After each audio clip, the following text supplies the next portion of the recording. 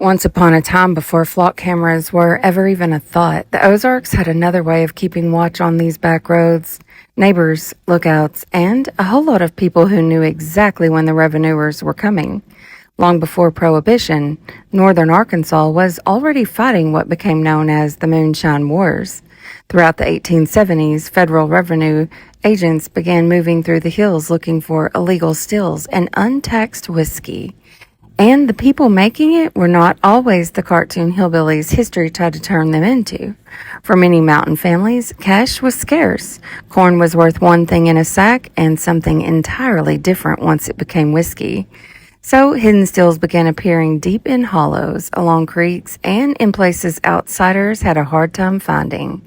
Then came the federal revenuers. They found stills, they destroyed them, moonshiners rebuilt them, and sometimes people started shooting.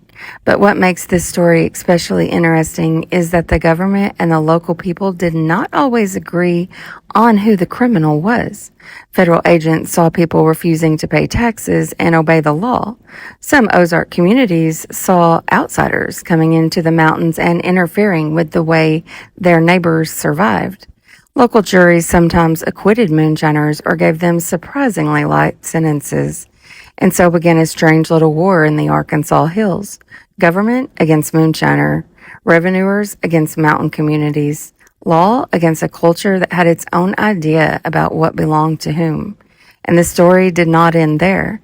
Eventually, horses gave way to automobiles, the back roads got faster, the cars got faster, and moonshine entered an entirely new era. I'm Angelia, the Ozark Mystic, an Arkansas native and folk medicine healer. If you want to go deeper into the old stories, the hidden history, folk traditions, and mysteries of this land, come join me inside Keepers of the Dreamtime, where I go live each week.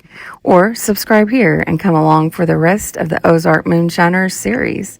Because moonshine in the Ozarks was never just about whiskey. It was about survival, rebellion, and who got to make the rules in these hills.